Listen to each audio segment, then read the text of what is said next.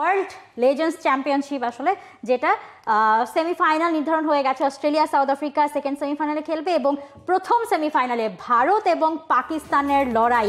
Group পর্বে দু দলের দেখা হওয়ার কথা ছিল, কিন্তু ভারতের অনেক প্লেয়ার ডিনাই করে, তারা সেই ম্যাচটা খেলতে চায়নি, যার ফলাফল অনুযায়ী ম্যাচটা হয়নি। দু দল সমান পয়েন্ট ভাগ করেছে, যদিও পাকিস্তান সেই পয়েন্ট নিতে রাজি ছিল না। পাকিস্তানের কথা ছিল আমরা কিছু বলি নাই, তারা ম্যাচ খেলতে রাজি হয় না, সো পুরো পয়েন্ট আমাদের দিয়ে দিন। কিন্তু ভারতের পক্ষ থেকে বলা হয়েছে টুর্নামেন্ট শুরুর আগে আমরা বলেছিলাম আয়োজকদের আমরা কিন্তু পাকিস্তানের সাথে ম্যাচ খেলবো না। এখন সেমিফাইনালের আগে আরও একবার এই কথাটাই মানে বারবার আসছে যে সেমিফাইনালটা হবে কিনা। যদিও আমরা শুনেছি যে না, ইন্ডিয়া এখন চাচ্ছে যে সেমিফাইনাল আমরা কষ্ট করে ইভেন টেবলের 4 নাম্বার দল হয়ে শেষ ম্যাচটা ওয়েস্ট ইন্ডিজকে হারিয়ে তারা সেমিফাইনাল নিশ্চিত করেছে। সো ফাইনালে যাওয়ার দুর্দান্ত একটা সুযোগ নিশ্চয়ই তারা হারাতে চাইবে না। তবে এখানে আরও বড় একটা কথা আছে যে ইন্ডিয়ার যে স্পন্সরশিপ রয়েছে এই টুর্নামেন্টে, তারা কিন্তু অলরেডি নাম সরিয়ে নিচ্ছে যে তারা পাকিস্তানের সঙ্গে ম্যাচে ইন্ডিয়াকে স্পন্সর করবে না। বসুন্ধরা টিস্যু, অশুদ্ধতার বিরুদ্ধে এক বিন্দুও ছাড় নয়। এখন কথা হচ্ছে আমরা দেখলাম যে সেমিফাইনাল লাইন আপটিকে আরেকবার দেখি। হ্যাঁ হ্যাঁ শিওর। প্রথম সেমিফাইনালে ভারত পাকিস্তান খেলার কথা বিকাল 5:30টায় এবং সেকেন্ড সেমিফাইনালে অস্ট্রেলিয়া সাউথ আফ্রিকা খেলার কথা রাত 9:30টায়।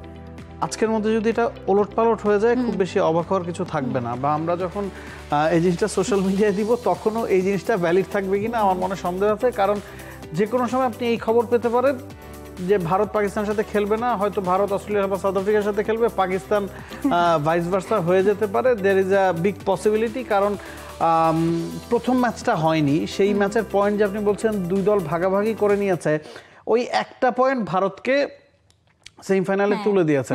আমরা যদি পয়েন্ট টেবিলটা দেখি, গতকালকে যখন ওয়েস্ট ইন্ডিজের সাথে ভারত খেলেছে, ওয়েস্ট ইন্ডিজের রানটাকে ভারতকে চেস করতে হতো 14.1 ওভারের মধ্যে। তারা 13.1 ওভারে গিয়ে ওই রানটা চেস করেছে এবং পুরো 2 পয়েন্ট পেয়েছে।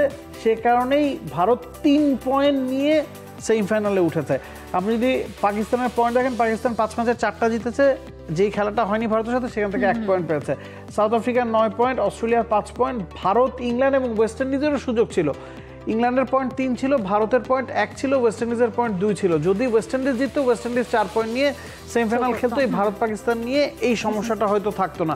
ভারত যদি জিততো 14.1 ওভারের পরে গিয়ে বা 15-16তম ওভারে গিয়ে, তখন ইংল্যান্ড সেমিফাইনাল খেলতো, তখন এই সমস্যাটা থাকতো না। তবে ভারত 14.1 ওভারের মধ্যে ম্যাচটা জিতেছে, সেমিফাইনাল নিশ্চিত করেছে।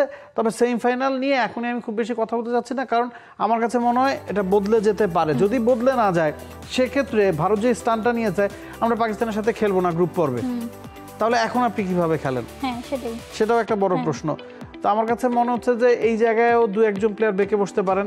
ওই ম্যাচটা খেলার সময় 5 জন প্লেয়ার নাম প্রত্যাহার করেছেন, শিখর ধাওয়ান, সুরেশ রায়না সহ কয়েকজন প্লেয়ার বলেছেন যে আমরা পাকিস্তানের সাথে খেলবো না। পুরো টিম যে খেলতে অস্বীকৃতি জানিয়েছে তা না, ভারত প্রথমে চেষ্টা করেছে যে ওই 5 জনকে ছাড়া খেলানো যায় কিনা, স্কোয়াড মেম্বার অতটা ছিল না, সে কারণে ওই খেলাটা খেলা সম্ভব হয়নি।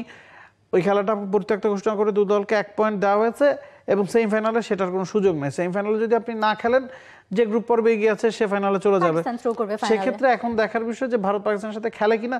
যদি তারা খেলে, তাদের আগের মুভটা কিন্তু মানে পণ্ড হয়ে যাবে, যে কারণে তারা প্রথম ম্যাচটা খেলেনি, সেটার বাস্তবতা আর থাকবে না।